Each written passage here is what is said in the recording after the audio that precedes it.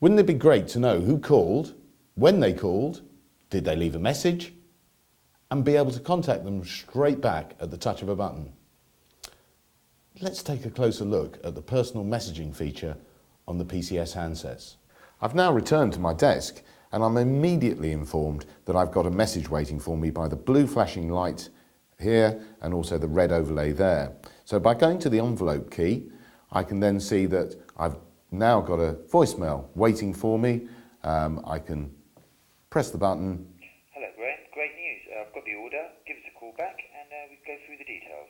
I can listen to it again just by pressing the skip back button, or I can contact the person back. Now, he didn't leave any details about who he was, but the system recognised him and has given me that name on the display. And if I want to ring him back, I simply press the key and that rings him back.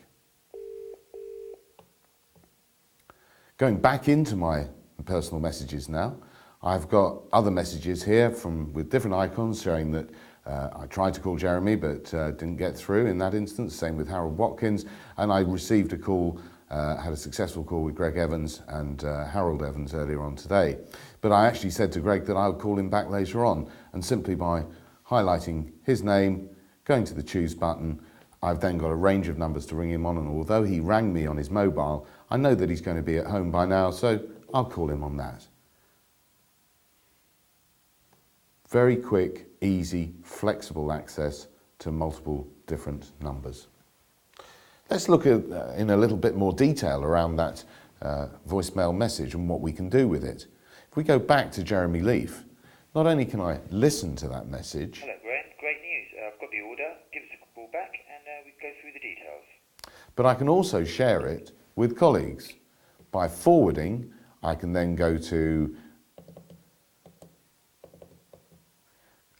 Karen, who's in the shipping department, to pre-warn her about this order. So simply forward that voicemail to her. I could also have forwarded it to my email and then sent that email attachment to other people on or off the system.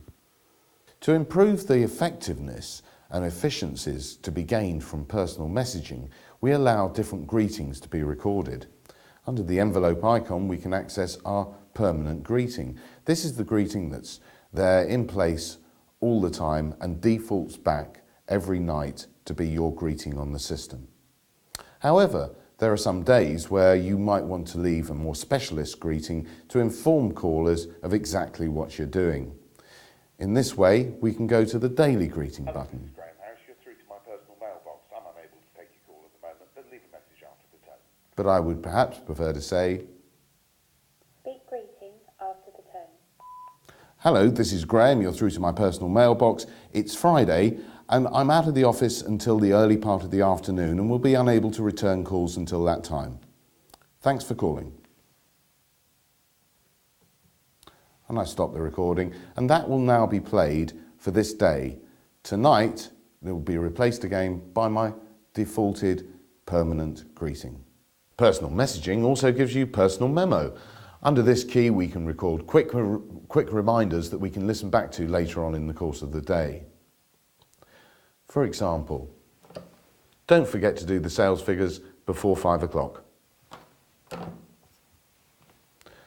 This is now stored, like my other voicemails, in my message box, and I can listen back to it during the course of the afternoon. Don't forget to do the sales figures before 5 o'clock.